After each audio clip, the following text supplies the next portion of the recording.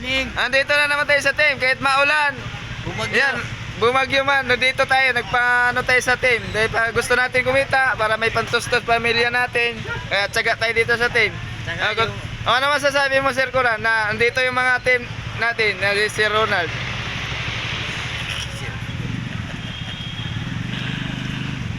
Ano masasabi mo, Sir? Ayos lang. Oh.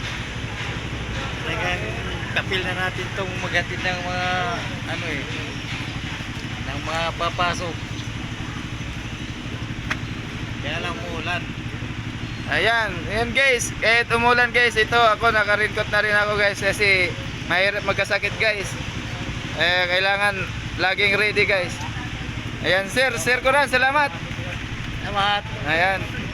Good morning Sir Boboy. Good morning. Ayan Sir, kahit umulan Sir o may bagyo Sir, dito pa rin tayo sa team. Para hindi natin mapabayaan yung mga pasahero natin. Kaya andito tayo sa team. Tama. Ayan. Ano masasabi mo Sir na nandito pa rin tayo sa team dahil kahit maulan? Kailangan natin maghanap buhay.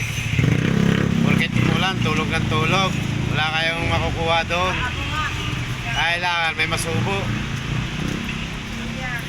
Ayan guys. Ayan Sir Boboy, salamat Sir. Salamat din. Ayan guys, Sir Boboy yan guys. Si paring Kuran na interview mo na pare. Yes. Good morning. Good morning. Ayan guys, andito yan sa team. So masuporta yan si ate sa amin. Andito sa lagi. Kung ano man na mga concern namin, lapit lang namin sa kanya. Dahil isa siya sa advisor namin dito guys. Laing. Naglaing tayo. Ayan guys, dahil nag-prepare siya na panluto niya guys. Dahil nagtitinda si ate. Ayan, pang ano niya, laing. Laing. Ayan. Te, salamat ha. Laing okay. Laing na maanghang. Ayan, yung mga gustong kumain dito kay ate na may laing, na maanghang daw guys, May with, siling labuyo. with gata, o yan. Gata. Ate, salamat ha. Okay. Okay po. Sir Renz, good morning. Yes, good morning. Ayan guys, andito si Sir Renz. Kahit ano guys, sobrang sipag. Kahit umuulan guys, andito siya sa team. Gusto niya kumita dahil para may pangdagdag allowance sa kanyang pamilya guys. Andito siya sa team. Oo, medyo may bagyo tayo ngayon kaya medyo ganito ang klima ng panahon natin. Kaya sa mga nanonood dyan, sana mag-ingat po kayo dyan sa mga biyahe ninyo. Lalong-lalo na yung kalsada madulas dahil sa langis. So ganito rin kami, nag-iingat din pero kahit paano ang disgrasya, nandyan lang sa tabi natin, mag-ingat. Okay, maraming salamat at magandang umaga po sa inyo lahat-lahat.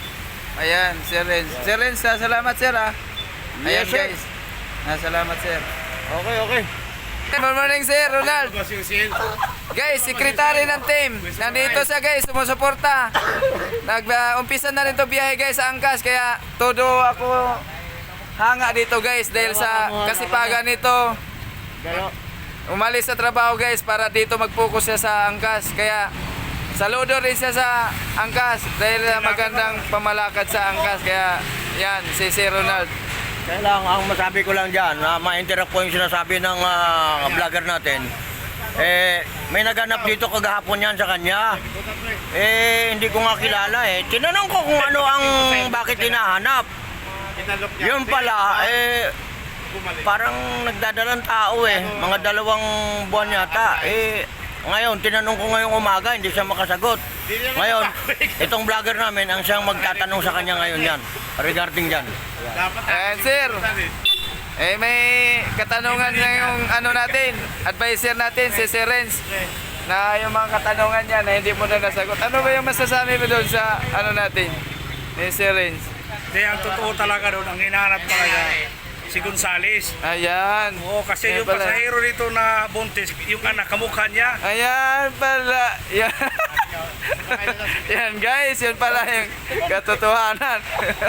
Kaya, Hindi, iba naman kasi yung itsura ko, pang showbiz ito yung kanya pang bahay lang yun nakita ko kagahapon kasi, mga